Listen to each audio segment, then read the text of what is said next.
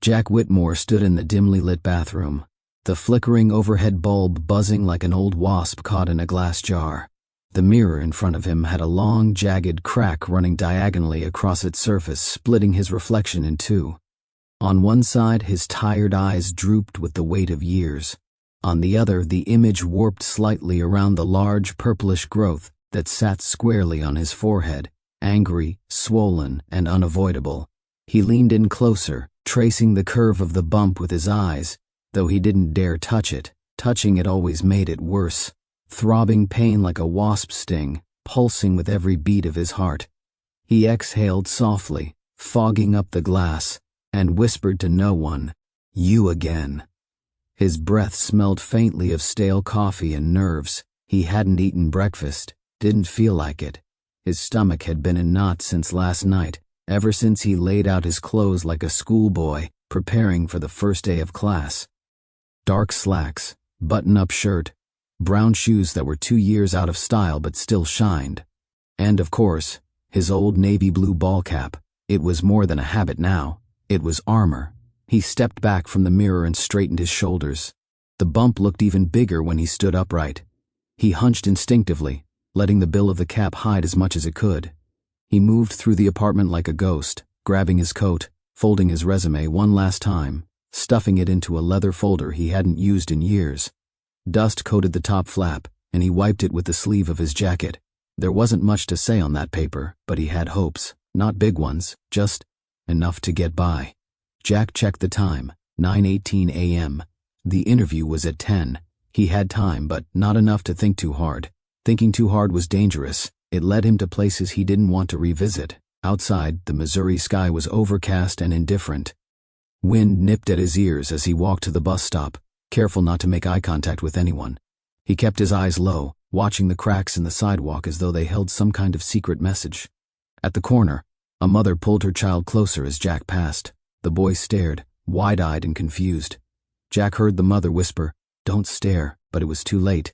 He felt the stare like a burn. He made it to the bus stop and sat in the far corner, away from the other two commuters who seemed relieved he hadn't chosen the seat next to them. The ride downtown was quiet, save for the occasional crackle of the radio and the soft hiss of air brakes. Jack counted the stops, rehearsing his answers in his head like a broken record. "I've worked in custodial services for over 20 years. I'm reliable, always on time.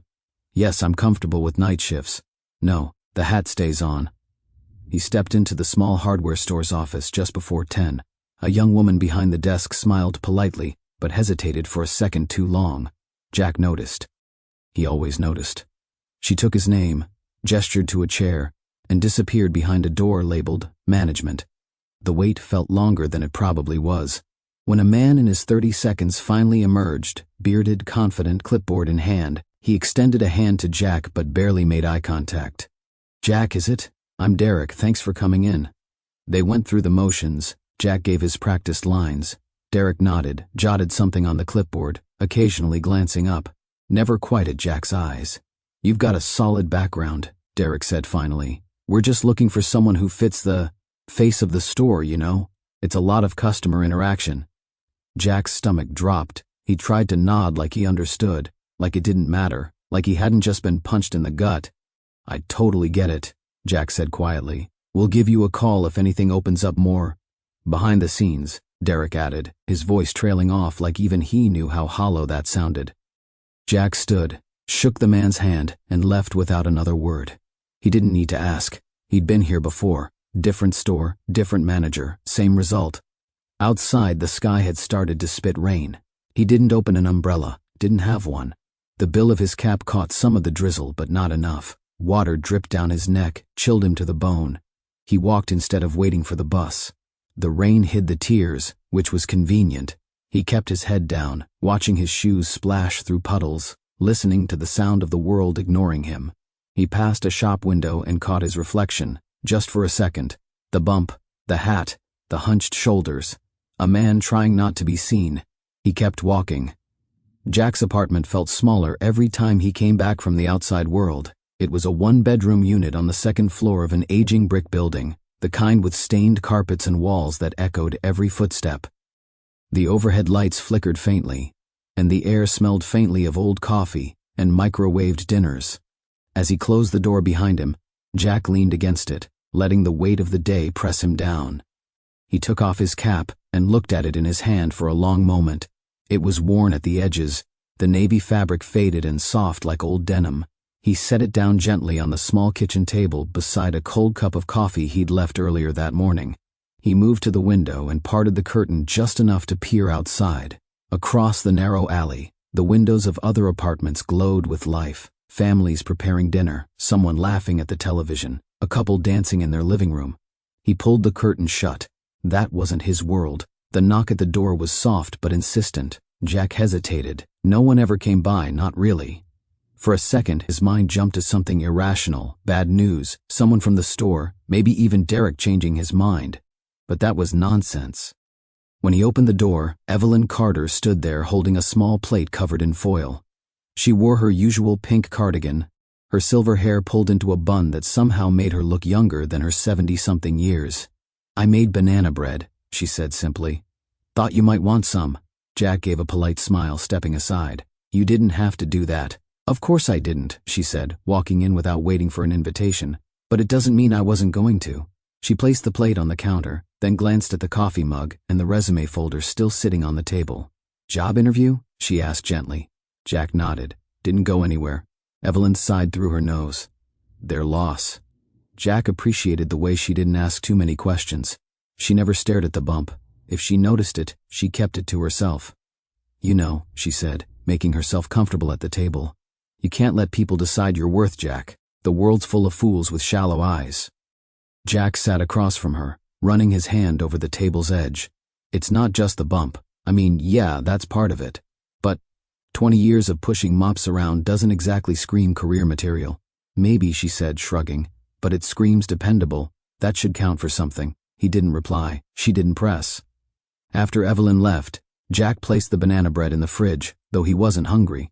He wandered into the bedroom and sat on the edge of the bed, pulling out an old photo album from the nightstand drawer. The cover was cracked leather, peeling at the corners. He flipped it open slowly, as if afraid the memories might slip out and vanish. There she was, Rachel Green. In the photo she stood beside him, young and laughing, her auburn hair tied back, freckles across her cheeks, wearing a school lanyard. They were at a school picnic, early spring. Jack was in his custodial uniform, holding a hot dog and grinning like a fool. That was the year everything changed. He remembered the first time he noticed the bump. It had been small then, just a hard little knot beneath the skin. He figured it was from hitting his head on a cabinet. Rachel had noticed it too. "You should get that checked," she'd said one evening, brushing her fingers gently over it. "I'm fine," he'd told her, brushing it off. "It'll go away." But it didn't. Over time it grew. Slowly, quietly, like a secret he didn't want to admit. Jack became more withdrawn. He stopped taking pictures, stopped meeting Rachel's friends, stopped smiling in public, and eventually, Rachel had stopped trying. They never had a big fight. No dramatic farewell. Just a long, slow fading of phone calls, missed dinners, silence where laughter used to live. The last time he saw her, she'd said, "You're not letting me in anymore, Jack. And I can't knock forever." Now she was just a photograph in an album he only opened when he wanted to remember who he used to be. Jack closed the album gently and stared at the ceiling. The rain tapped softly against the window. Outside, the world moved on, unaware that inside a quiet apartment, a man was drowning in the weight of his past, and the face he no longer recognized as his own. Later that evening, Jack decided to go for a walk, not because he wanted fresh air, but because the silence of the apartment had begun to feel too loud. The rain had stopped, but the streets were still wet, glistening under the dim amber glow of the streetlights. He pulled his cap low over his forehead and shoved his hands into the pockets of his jacket.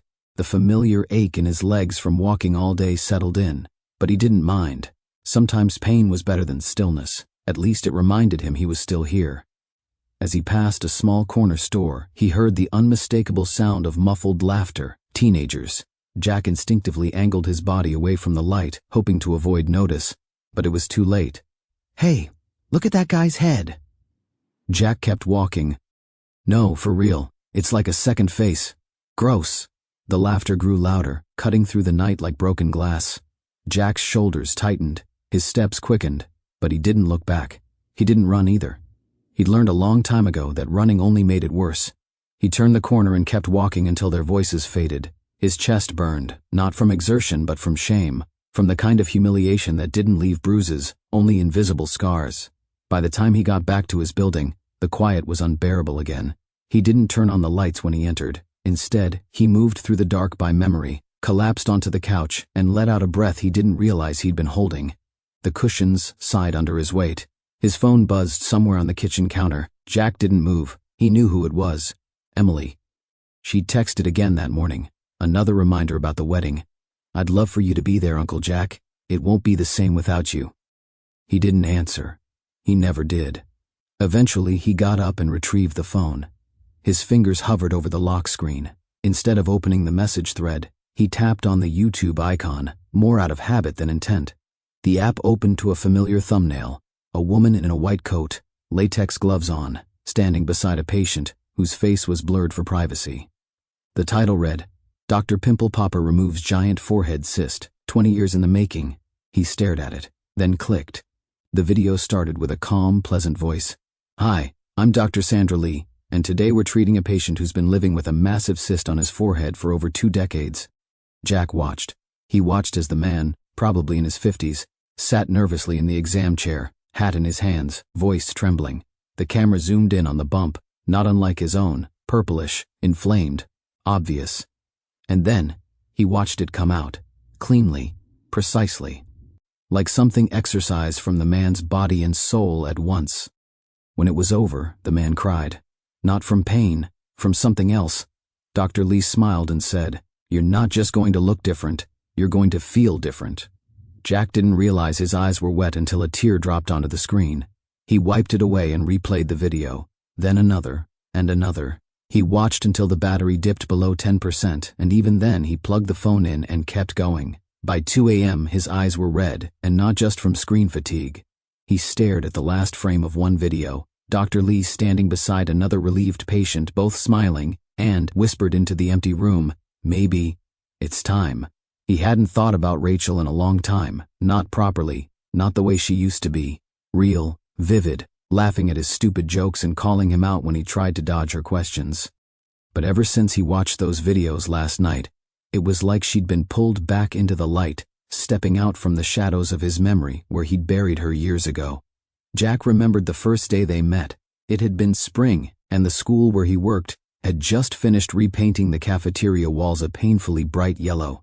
He'd been pushing a mop across the hallway outside the teacher's lounge when Rachel Green stepped out, balancing a styrofoam cup of coffee and a stack of math quizzes. She was new, just transferred from a district in Kansas full of energy and sharp one-liners. He'd offered to carry the papers. She said, "You'll drop them, and I'll fail 30 children. Are you ready to take on that responsibility, Jack?" He hadn't expected her to know his name. They started talking more after that. She'd eat lunch in the courtyard behind the gym, where he usually took his breaks. Sometimes she brought an extra sandwich. They'd sit side by side talking about music, books, how messed up the school system was. She asked about his life, and he gave her the edited version. Raised in Missouri, never married, liked working with his hands. "You're kind of like the invisible guy that holds the whole place together," she told him once, biting into a peanut butter and banana sandwich. Like Batman, if Batman had a mop. He laughed harder than he had in years. Over time, their lunches turned into dinners, walks through the park, quiet movie nights where she'd fall asleep with her head on his shoulder. Jack never quite believed it was real. Not that someone like her would want to be with someone like him, but she did, and for a little while he allowed himself to believe he deserved it. Then came the bump. At first it was nothing, just a small knot above his eyebrow, barely noticeable. He'd bumped his head fixing a locker, or maybe it was just a pimple. He didn't think much of it. But Rachel noticed. "You should get that looked at," she'd said one night, running her fingers along his hairline. "Could be a cyst or something." Jack had shrugged her off. "I've had worse." But it didn't go away. Over the months, the bump grew. Slowly, but steadily. It changed shape, color. He began to feel it even when he wasn't touching it, an ever-present pressure that seemed to press in on his skull. He stopped meeting her friends, avoided restaurants with bright lighting, wore hats all the time, even indoors. Rachel tried to joke about it at first, tried to keep things light, But Jack wasn't laughing anymore. "You're pulling away from me," she said one night after dinner, her voice quiet but firm. "And I don't mean just emotionally, physically. You barely look at me." Jack had stood at the sink, washing dishes he wasn't really washing. "I just don't like how I look," he said after a long pause. Rachel crossed the room and turned him to face her. "Then let's do something about it. Let's get it checked. I'll go with you." He shook his head. "It's nothing. I don't want a doctor slicing into my head for a cosmetic issue." She looked at him for a long time, the way she always did when she was trying to see past his words. Then she kissed his forehead, right on the bump, and whispered, "It's not about how you look, it's about how you feel." But Jack couldn't hear her through the noise in his head. The shame, the fear, the voices from his past that told him he wasn't worth fixing. He started making excuses, skipping plans, answering her calls less often, pretending he was busy when really, he was just hiding in his apartment, staring at his reflection and wondering when exactly everything had started to rot. And then, one day, she stopped calling. No dramatic breakup, no angry voicemail, just silence. The last thing she ever said to him was in a note she'd slipped under his door. "You're not letting me in anymore, Jack, and I can't knock forever." He'd read it once, then folded it and placed it in the back of the photo album, right behind the picture of them at the school picnic. He never reached out, not because he didn't care, but because he did. And caring meant hurting. Now, years later, her voice echoed louder than ever. 10 years ago, Jack had come close to getting rid of it. He remembered the moment clearly. It had been after a particularly cruel incident at a grocery store, when a child had screamed at the sight of his forehead, and the mother had pulled the boy away like Jack was a walking disease. He'd gone home, looked at himself in the mirror for a long time, and then, almost without thinking, opened his laptop. He'd found a local dermatology clinic that offered minor cosmetic procedures and booked an appointment. The consultation was set for the following Friday. He even took a day off work, something he rarely did. On the day of the appointment, he showered, put on his best shirt, and drove to the clinic with his heart pounding like a jackhammer in his chest. As he sat in the waiting room, thumbing through an outdated magazine, he watched patients come and go. All of them were smiling, confident, calm. He felt like an imposter. When the nurse finally called his name, he stood up, but his legs didn't move. His breath hitched. His heart was racing so fast he thought he might pass out. Then, without thinking, he turned and walked straight out the door. He got back in his truck and sat there for nearly an hour before starting the engine. He told himself he wasn't ready, that the bump wasn't that bad, that the risk of complications wasn't worth it, but deep down, he knew the truth. He was afraid of being vulnerable, of being seen, of believing he deserved to be fixed. He never made another appointment after that. Until now. Jack sat at the kitchen table, the same spot where Evelyn had left the banana bread 2 nights ago. The house was quiet again, the only sound the distant hum of a refrigerator that seemed to be working harder than it should. His laptop sat open in front of him. He was staring at the contact page on Dr. Sandra Lee's official website. The page asked for basic information: name, age, city, a short description of the skin condition. There was also an option to upload photos, clear, well-lit images of the bump in question. Jack had already taken the photos, though it took him an hour to do so.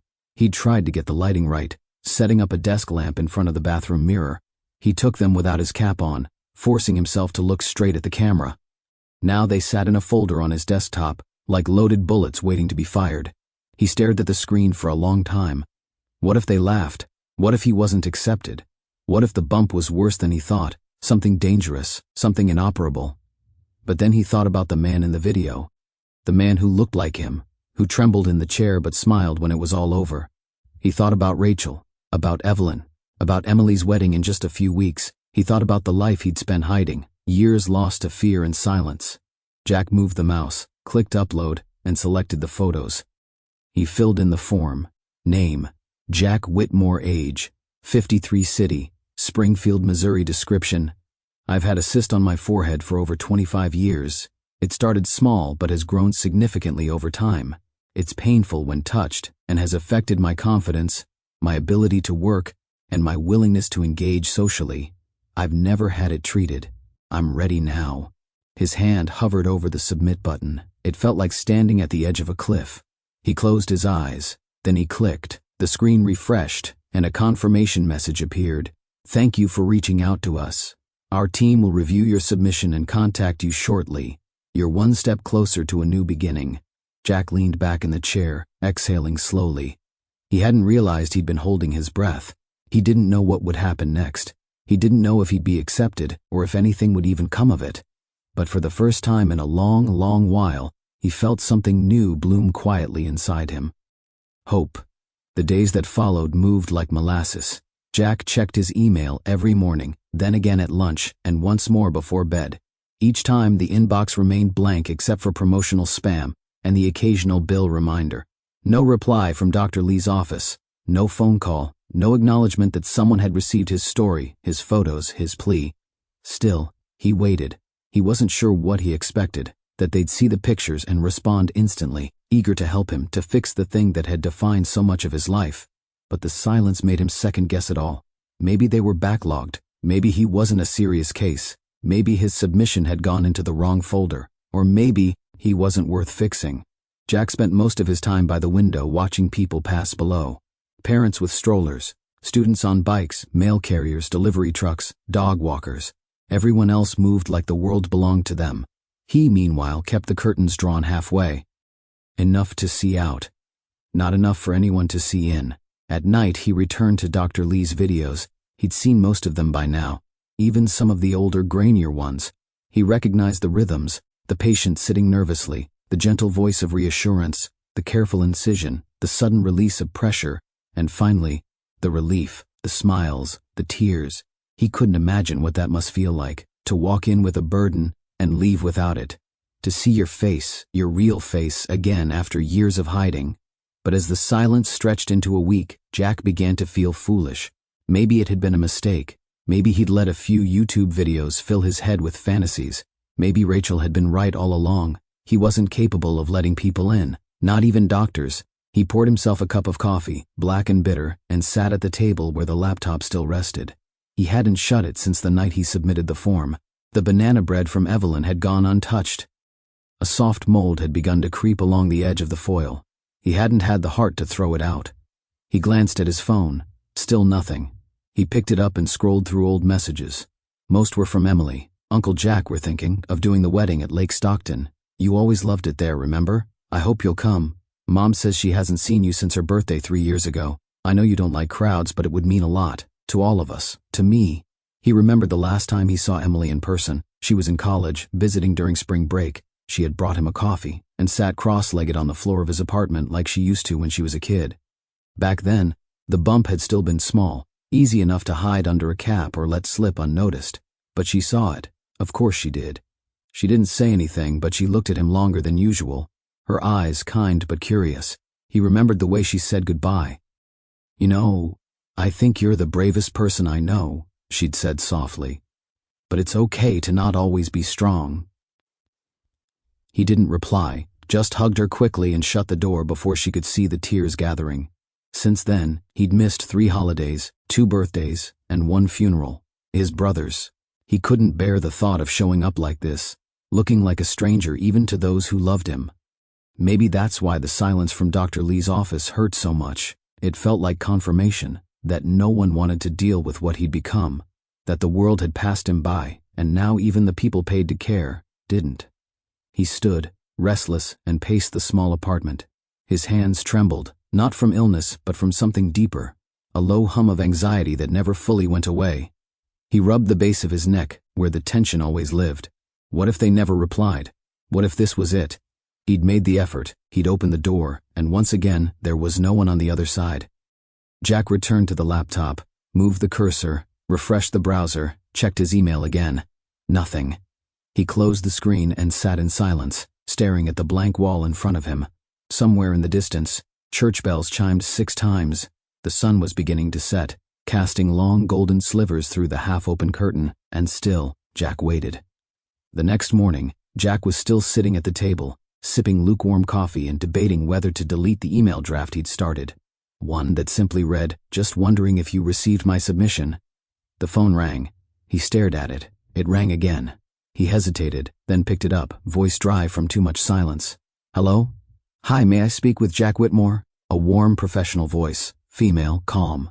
"This is Jack." "Hi, Jack. This is Lisa, calling from Dr. Sandra Lee's office. How are you today? His stomach tightened. He stood up without realizing, pacing the kitchen floor. I'm okay. I wasn't sure if anyone had gotten my form. We did. Thank you for submitting it. Dr. Lee reviewed your case personally, and she believes she can help. We'd love to bring you in for an in-person consultation. Jack's hand gripped the edge of the counter. Really? She saw it? All of it? Yes, Lisa said gently. She understands how long you've been living with this. We think you're a great candidate for treatment. If you're open to traveling to California, we can schedule you for a pre-op consultation next month. He didn't answer right away. His throat felt thick. A moment passed before he could find his voice. Yeah, he whispered. Yes, I want to do it. Wonderful. I'll send over some paperwork and a travel prep checklist. You'll just need to confirm your availability, and we'll handle the rest. Okay. Thank you. Thank you so much. As they wrapped up the call, Jack stood in his kitchen with the phone still pressed to his ear, even after the line went silent. Slowly, he lowered it. She saw me. Those words repeated in his mind over and over. She saw me, and she didn't turn away. He sat down, staring at the tabletop, unable to move for several minutes. It was happening. For the first time in 25 years, someone wanted to help him. Not judge, not pity. Help. But the joy was quickly met with panic. Flights, hotels, time off. He didn't have savings. He'd been out of work for months. And whatever came after the procedure, he'd need time to heal, recover. He couldn't just show up without a plan. Jack stood, walked into the living room, and opened the tall cabinet near the window. The top shelf held a glass case, covered by an old cloth. He removed the cloth. Inside were his model planes, the ones he'd built by hand over the course of 20 years.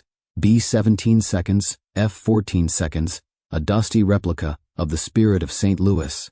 Each one painted with care, tiny decals precisely placed, propellers spinning freely between thumb and finger. They were more than hobbies, they were pieces of his solitude. Symbols of a world where he was in control, where things fit together and stayed that way.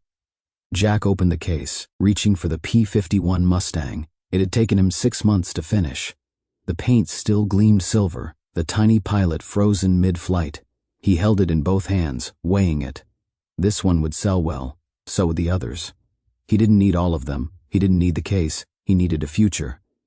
Jack spent the afternoon carefully packing each model into individual boxes, wrapping them in soft cloth and bubble wrap. He took photos, listed them online through a local collectibles site. By evening, 2 had sold. An email came in from a buyer across town, who wanted to pick up 3 more the next morning. Jack exhaled. His hands were shaking, but not from fear this time. This was happening. That night, he pulled out a notebook and began making a list: travel dates, hotel options, things to pack, things to leave behind. At the bottom of the page, in slightly uneven handwriting, he wrote, "Don't back out this time." He placed the notebook beside his bed and turned off the light. In the dark, for the first time in years, Jack didn't think about hiding. He thought about showing up. The suitcase wasn't large, but it was enough. Jack packed with quiet precision, folding each shirt carefully, choosing his most decent pair of jeans, 2 button-ups, and 1 collared polo that still held the faint scent of cedar from his closet. He packed a paperback novel he hadn't read in years, a small travel-sized bottle of aftershave, and an old photograph of Emily as a child, just because. The apartment looked emptier without the model planes on the shelves. It was strange how much airier it felt, as if letting go of them had somehow made more room for something else, something new. He placed his cap on top of the suitcase last, not because he needed it, but because he wasn't ready to let it go just yet. The morning of his flight, the sky over Springfield was soft with haze. Birds flitted across the telephone wires, as Jack locked his apartment door for the first time in years, with no certainty of when he'd be back. Downstairs, Evelyn Carter stood by her door, holding a thermos and a small brown paper bag. "I figured you wouldn't eat anything," she said, handing him the bag. "Banana muffin. No nuts, just the way you like it." Jack offered a small grateful smile. "You didn't have to." Yeah. "I know I didn't," she said, waving him off, "but I wanted to." They stood there for a moment in silence. "I'm proud of you, Jack," Evelyn said, "no matter how this turns out." His voice was low. "I'm scared." "I'd be worried if you weren't," she replied. "That just means it matters." He nodded, then surprised them both by hugging her, a brief, awkward embrace that still managed to mean everything. She didn't flinch at the bump. Never had. The cab ride to the airport was quiet. Jack stared out the window as the familiar sights of his neighborhood rolled by in reverse. Buildings he'd passed 1,000 times, sidewalks he'd walked to avoid being seen. Now they slipped away behind him like scenery in a movie he was finally stepping out of. The airport was a blur of noise and movement. People in suits, people with children, people shouting at gate changes. Jack felt adrift in the current. He hadn't flown in over a decade, and everything felt bigger, louder, faster. He kept his cap low, tried to avoid eye contact. TSA didn't ask questions, didn't even glance twice at his ID. He found his gate, sat near a window, and watched as planes took off like silent arrows shot into the morning sky. When it was time to board, he hesitated. He could turn around, walk out, say he changed his mind, but then he remembered the sound of Rachel's voice, the warmth of Evelyn's hand, the confirmation email from Dr. Lee's office with the words, "We look forward to meeting you."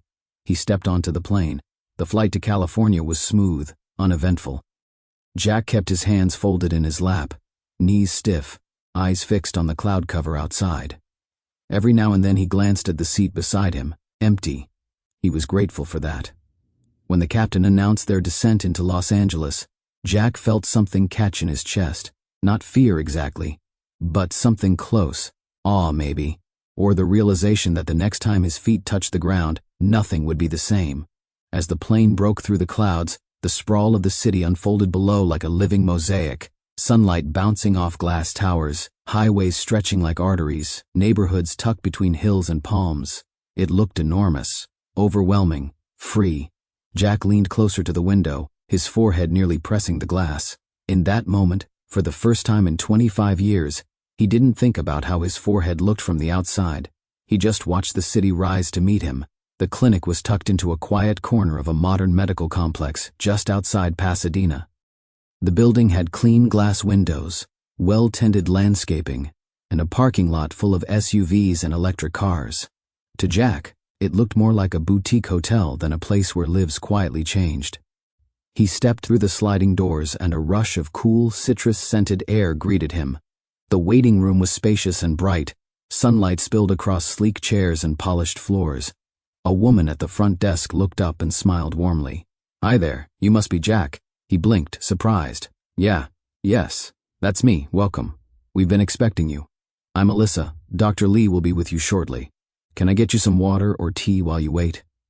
Jack shook his head gently, still trying to absorb the fact that he had walked into the place, that he hadn't turned back. Alyssa handed him a clipboard with a few last-minute forms, but they were short, straightforward. Medical history, emergency contact, general consent. When he returned the clipboard, she smiled again. Not a forced smile. A real one. "Make yourself comfortable," she said. "Dr. Lee's just finishing up with a patient." He sat down, gripping the armrests of the chair. Around him, soft instrumental music played. Nothing dramatic, just a calming hum. On a small TV screen mounted in the corner, muted footage played from the show Jack had watched so many nights back home. A patient sat nervously. Dr. Lee smiled, gloved hands moving with precision. Everything felt surreal. It didn't take long. "Jack?" a voice called gently. He turned. Dr. Sandra Lee stood in the hallway, wearing her white coat, a clipboard in hand, her smile bright and steady. She was real. He stood up awkwardly, almost knocking the chair leg. "Hi," he said, voice rougher than he wanted it to be. "It's so nice to finally meet you," she said, walking forward and offering her hand. "Thank you for coming all this way." Jack shook her hand, surprised at the warmth in her tone. No awkward glances at his forehead, no hesitation. Just a calm, steady presence that made him feel like maybe, just maybe, he wasn't crazy for being here. She led him into a private consultation room, clean, bright. A wall of framed degrees and photos from patients over the years lined one side. "Go ahead and have a seat," she said, setting the clipboard down. "We'll take our time." Jack sat, heart hammering. Dr. Lee pulled on a pair of gloves and stepped closer. "Okay," she said gently. "Would it be all right if I took a look?" Jack nodded slowly, removing his cap. He hadn't done this in front of anyone, without apology or excuse, in years. Dr. Lee leaned in, inspecting the growth with practiced eyes. She gently touched the edges, prodded slightly around the base, and made a few soft sounds under her breath. "Well," she said, stepping back and removing her gloves, "you weren't exaggerating. But you know what? I've seen much worse, and I do believe we can remove this safely." Jack exhaled, hard. His shoulders slumped, as if someone had lifted 25 years off them. "It's a large epidermoid cyst," she explained, "because it's been there for so long. The skin on top is thin and the blood supply is a bit exaggerated, which is why it has that purplish color. That does make things slightly trickier, but not unmanageable." Jack looked down. "Will it leave a mark?" "There may be a scar," she said honestly, "and depending on how your skin heals, some redness could remain for a little while. But it will be nothing like what you're carrying now." Jack nodded. "Okay, we'll do this under local anesthesia," she continued. "You'll be awake, but you won't feel any pain, just some pressure maybe. My team will take great care of you." He tried to smile, but it came out crooked. Dr. Lee softened. "It's okay to be nervous, Jack. I know how long you've lived with this, but you're not alone anymore." His throat tightened again. "We'll schedule the procedure for 2 days from now," she said. "We like to give our out-of-town patients a little time to settle, make sure everything's ready." He nodded again, slower this time. "Okay, 2 days." Dr. Lee stood. "I'm really glad you came. You're brave, Jack, more than you know." He stood too, gripping the brim of his cap but not putting it on. "I don't feel brave," he said quietly. "That's usually when you are," she replied with a smile. As she left the room, Jack looked at the chair where he'd been sitting. The cap still rested in his hand. He ran a thumb along its frayed edge. 2 days. He had 48 hours to sit with the knowledge that everything might finally change, and that scared him more than anything. The night before the procedure, Jack barely slept. He lay in the small hotel bed, staring at the ceiling as the hum of the air conditioner filled the room with a low, mechanical sigh. The sheets were too crisp, the pillows too stiff, and his thoughts too loud. What if something went wrong? What if the bleeding didn't stop? What if they cut too deep? What if this was all a mistake? He turned onto his side, then onto his back, then onto his side again. The clock on the nightstand blinked 2:41 a.m. in harsh red digits. He closed his eyes and tried to slow his breathing, counting each inhale, each exhale. Still, sleep refused to come. Instead, his mind drifted. He thought of Rachel, how she used to sleep curled beside him on the couch during movie nights, how she always carried peppermints in her purse, how her laugh could fill a whole room. He wondered where she was now, whether she'd married, had kids, forgotten him. He thought of Evelyn, her eyes soft but unyielding when she told him, "No matter how this turns out, I'm proud of you." He thought of his brother's funeral, the empty seat with his name on it, the pain in Emily's voice when she called and he didn't answer.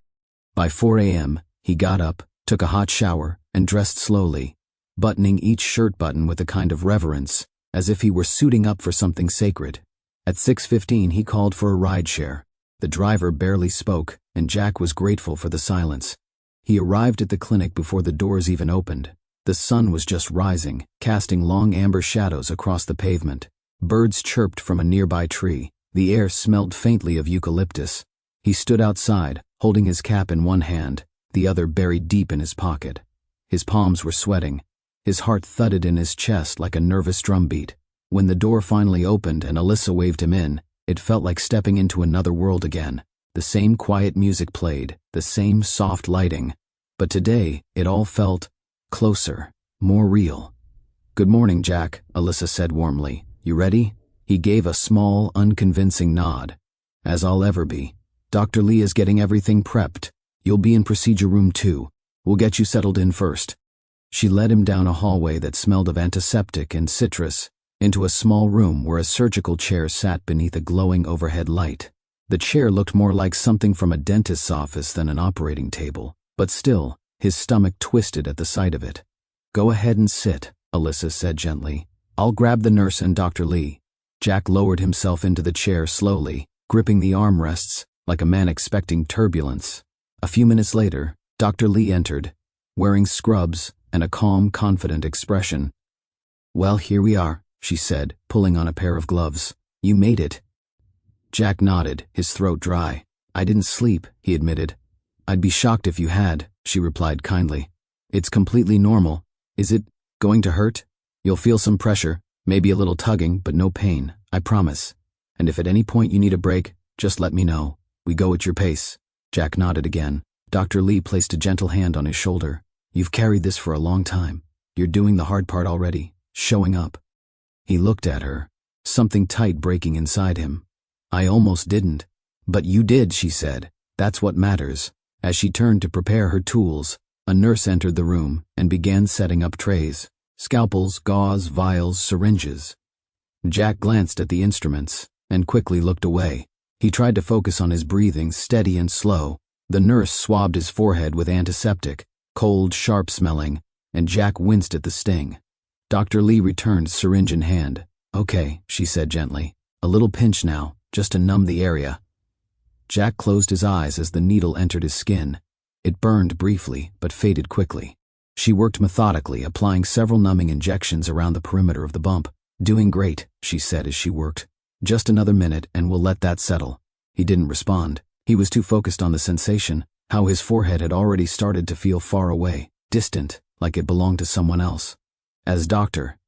Lee stepped away, Jack stared up at the ceiling tiles, counting each one like they might distract him from what was about to happen. He wasn't running, not this time. Dr. Lee returned a few minutes later, her voice calm and even. "All right, Jack, you should be nice and numb now. I'm going to make a small incision, and we'll get started. You let me know if you feel anything sharp or uncomfortable, okay?" Jack gave a shaky thumbs up.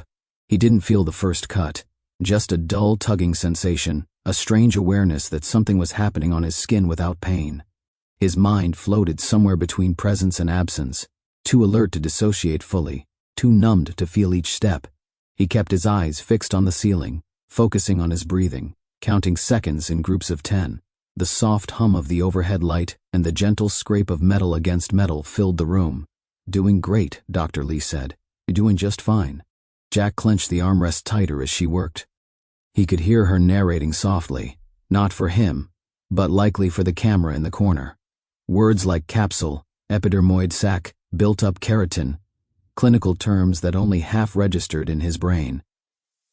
Then came a strange popping sound, quiet but unmistakable, like the release of pressure from a sealed jar. "There it is," Dr. Lee said, satisfied. "That's what we've been waiting for." Jack didn't move. His mind went blank. The nurse stepped in to assist, handing tools with calm precision. Dr. Lee continued working, her tone professional but warm. "You've got quite the veteran here, Jack," she joked. "Your cyst has been with you longer than most marriages." Jack let out a soft laugh, half breath, half disbelief. "You okay?" she asked, glancing at his face. He nodded. "Still here, almost done. I just want to make sure we get the whole sack out. If we leave any part of it behind, it could come back." Jack didn't say anything, but his fingers slowly uncurled from the chair. A few more minutes passed. Gauze dabbed, sutures prepared, gentle pressure, then silence. And then Dr. Lee stepped back. "That's it," she said. "You're done." Jack blinked. "Seriously?" "Seriously." A nurse began cleaning the area, applying a soft dressing to cover the stitches. "You're going to have a little swelling," Dr. Lee explained. "And there may be bruising for a few days, but it's gone. You did it." Jack sat up slowly, the room tilting just slightly from the adrenaline drop. His hands trembled in his lap. Dr. Lee handed him a mirror. He hesitated. Then, slowly, he took it. The bandage covered most of his forehead, but the bump, the thing that had defined him, haunted him, shamed him for over 2 decades, was gone. In its place was a flat plane of skin, slightly pink, stitched gently at the edges. Jack stared. His reflection stared back. For a moment he didn't recognize himself. Not because he looked different, but because for the first time, there was nothing in the way. His lips parted. A breath escaped. He didn't speak. His throat closed up and his eyes filled without warning. Tears blurred the image in the mirror, but he didn't blink them away. He let them fall. Soft, quiet, unfiltered tears. Dr. Lee placed a hand on his shoulder, not in pity, but in quiet solidarity. "You carried it for a long time," she said softly, "and now it's not yours anymore." Jack nodded, unable to speak. The nurse handed him a tissue. He laughed through the tears, brushing it quickly across his cheeks. I don't know what to say." "You don't have to," Dr. Lee replied. "But if I may, this is the part where most people feel a little disoriented. You're not just losing something physical, Jack. You're letting go of years of hiding. That's a kind of surgery, too. He looked at her, something shifting in his expression. "You think it's really over?" he asked. "I think it's just beginning," she said. She paused, then added, "The world can finally see you. But more importantly, you can finally see yourself." Jack held the mirror a few seconds longer. Then he set it down, wiped his eyes once more, and exhaled deeply. This time it felt different, lighter, real. He stood slowly, the room around him now somehow brighter than before. Dr. Lee smiled, removing her gloves. "You've got a follow-up in a couple of days," she said. "But right now you should rest, and maybe go look at something beautiful, a view, the ocean, a sunset, something that reminds you you're alive." Jack nodded, his voice finally finding its way back. "I think I'd like that." He walked out of the room with his head high, not because he was trying to hide anything, but because finally there was nothing left to hide. Jack sat by the window again, watching the clouds roll past in long, lazy streaks. The plane hummed steadily beneath him, but this time, the sound didn't feel like noise. It felt like motion, progress, movement in a life that had stood still for too long. His head was still sore, the bandage replaced by a thin row of dissolvable stitches. The swelling had gone down considerably. Dr. Lee had assured him the scar would fade in time. He didn't care if it didn't. He wasn't hiding anymore. For the first time in 25 years, Jack boarded the flight without wearing his hat. He had packed it, folded neatly in his suitcase. But when it came time to leave the hotel, he looked at it for a long moment, then closed the zipper. On the flight back to Missouri, he caught a few sideways glances, but they didn't land the same way. No stares, no double takes. Most people didn't notice him at all, and that, strangely, felt like freedom. When the plane touched down and he stepped through the gate, a wave of familiarity wrapped around him. The Springfield airport hadn't changed much. Same tile floors, same vending machines, same faded mural near baggage claim. But Jack had changed. He called for a rideshare, and as he stood outside in the humid September air, a sudden breeze lifted the front of his hair. He didn't reach for his hat. The driver dropped him off in front of his building. Jack paid, grabbed his suitcase, and stood there for a moment, just breathing. He climbed the stairs, each step echoing louder than the last. He reached the landing, walked down the hallway, and paused in front of Evelyn Carter's door. Before he could even knock, it opened. She stood there, wearing her signature pink cardigan, holding a coffee mug that read, "Still Kickin'." Her eyes widened the moment she saw him. Jack stood still, shoulders square, no cap in sight. "Hey," he said simply. Evelyn covered her mouth with one hand. Tears welled up almost instantly, but she didn't let them fall. "Oh, Jack."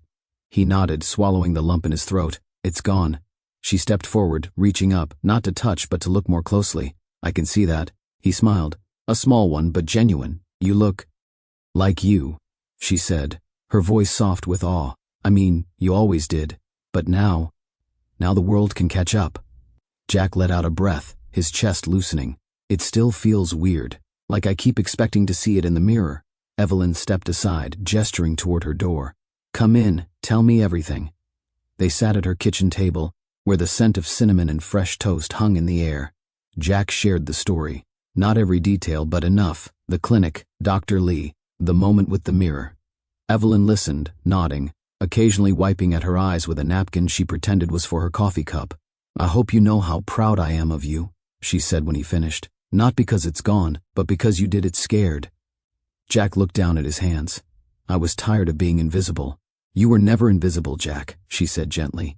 "You were just buried under fear." That landed. He nodded, eyes stinging again. "I've missed things, weddings, funerals, people. Time I can't get back." "Then start now," Evelyn said, reaching over to squeeze his hand. "There's still time left. Don't miss the rest." Later, back in his apartment, Jack set down his suitcase and moved through the space slowly. Everything looked the same. The furniture, the faded rug, the spot where the model plane case used to stand. But the air felt different.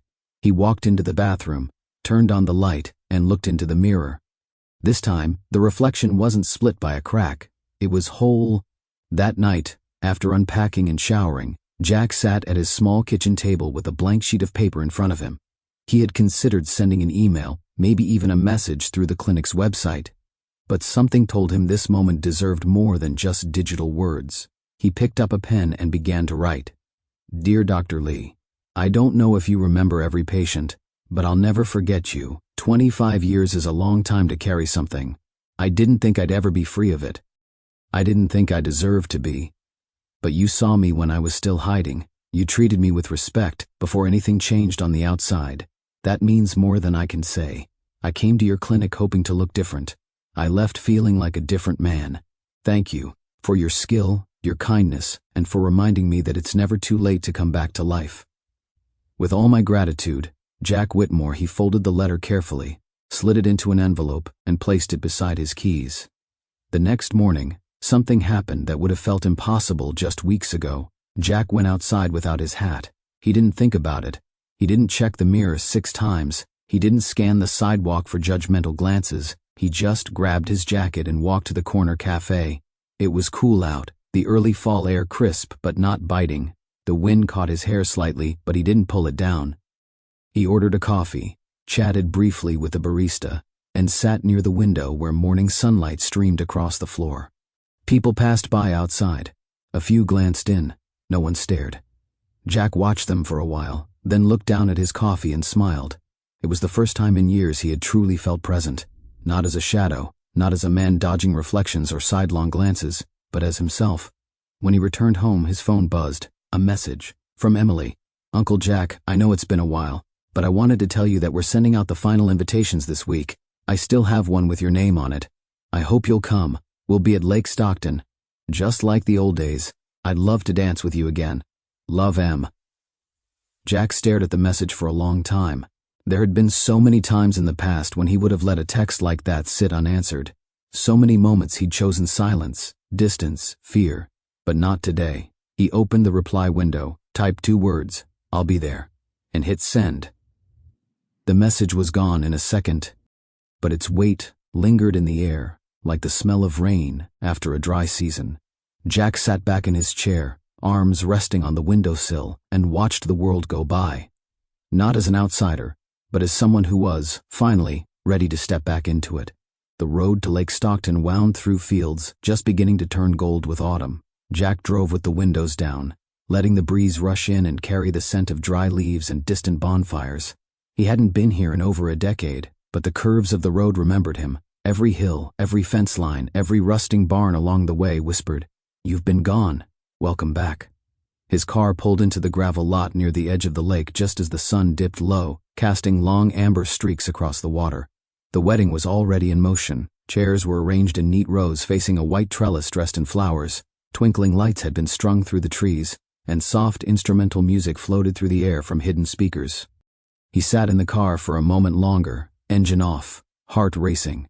There was still time to back out, but something inside him had changed since California. Something deeper than skin or stitches, something that didn't allow hiding anymore.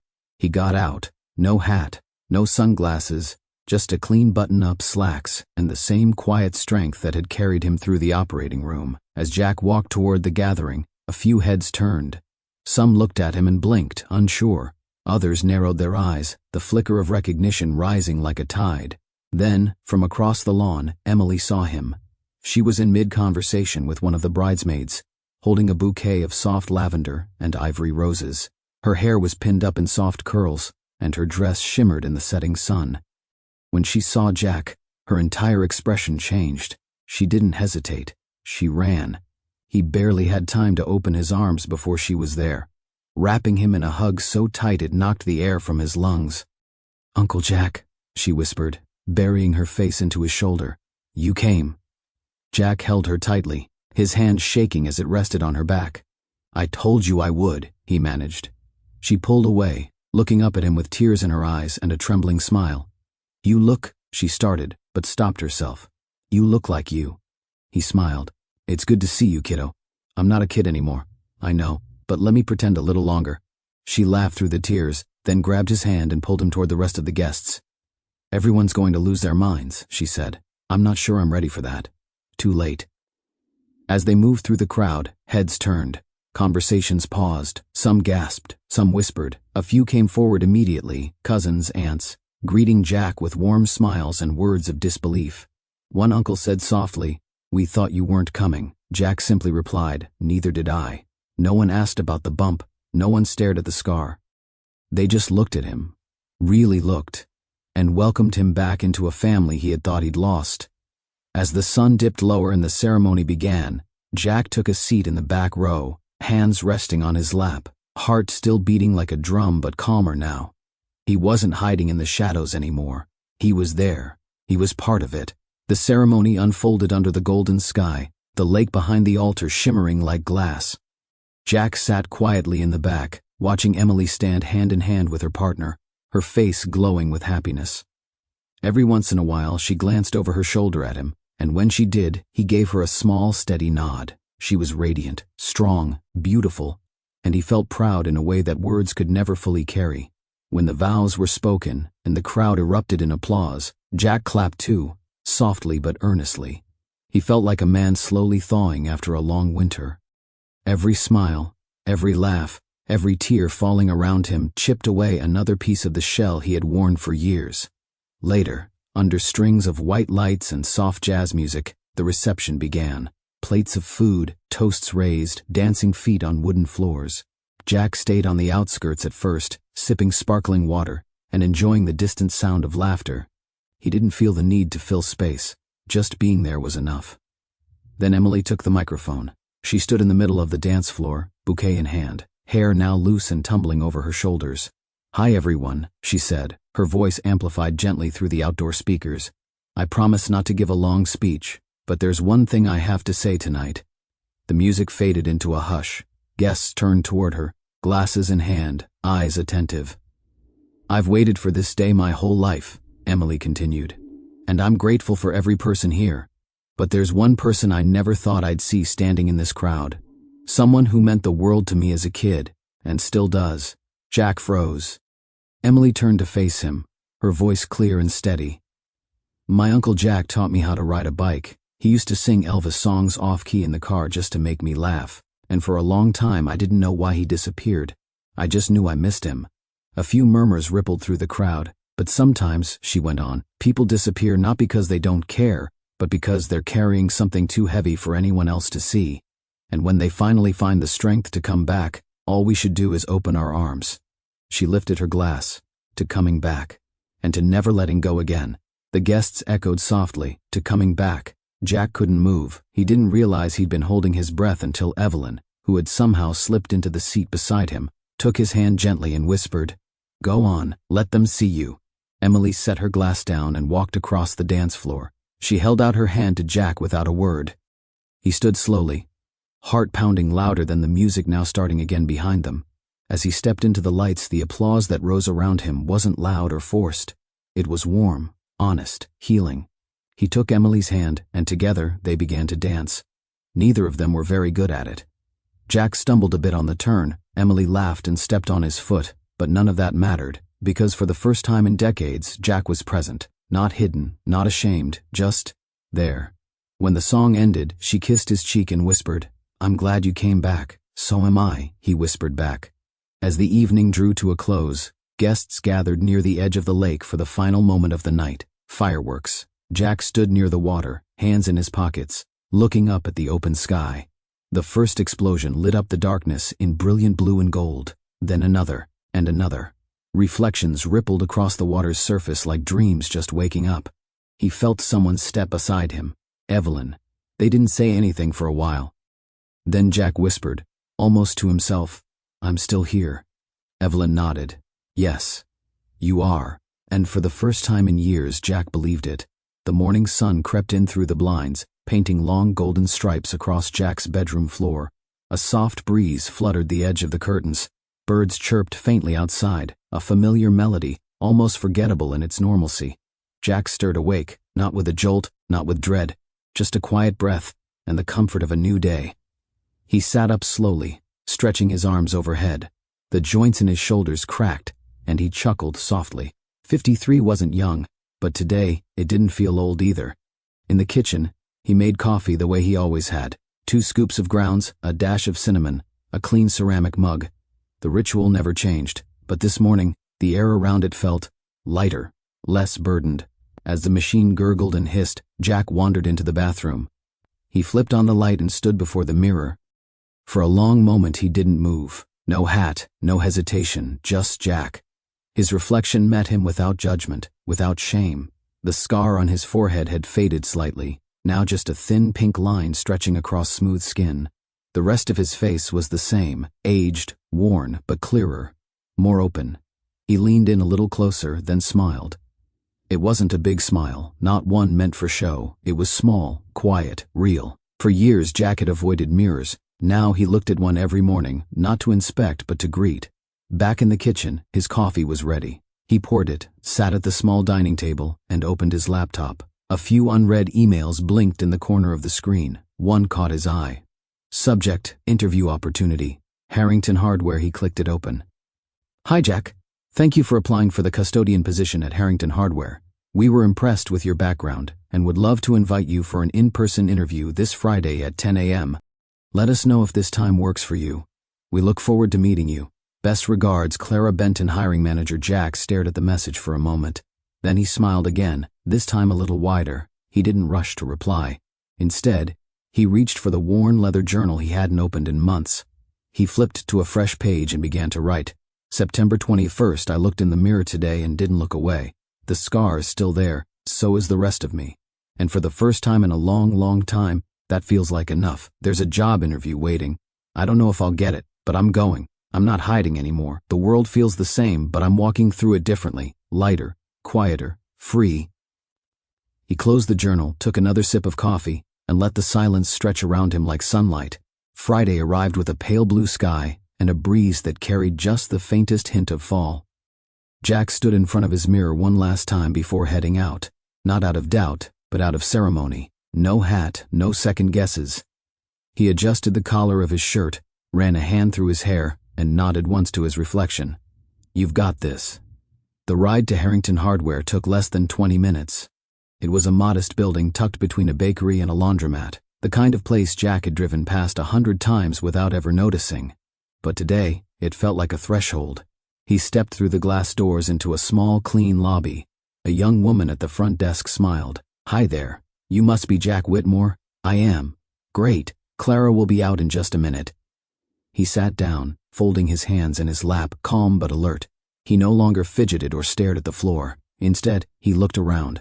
At the plants near the window, the row of tools displayed on the wall, the bulletin board covered in community flyers. The door opened.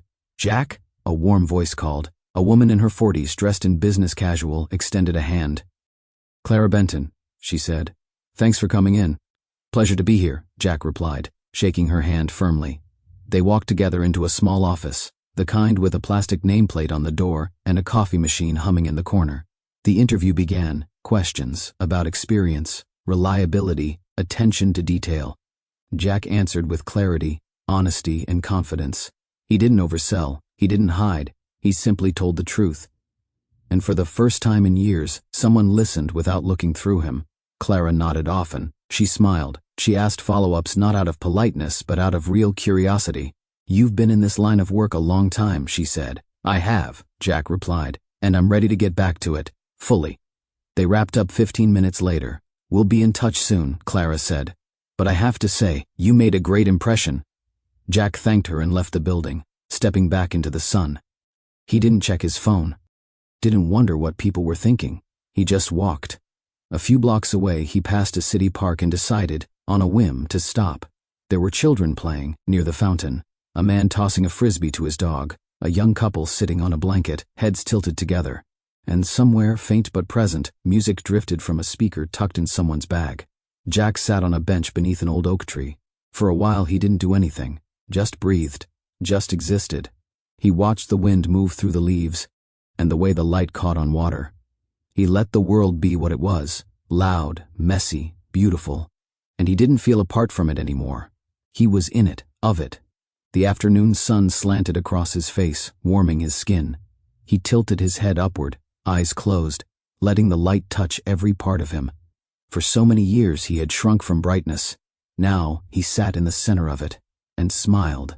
Not because of what he'd lost, but because of everything he'd found. Because he was still here. Because he'd made it. Sometimes the heaviest thing we carry isn't on our back or in our hands, it's on our face. It's the fear of being seen, the weight of shame, the belief that we're somehow unworthy of connection. But Jack's story reminds us it's never too late to come back to yourself, to reclaim your life, to look in the mirror and say, I'm still here.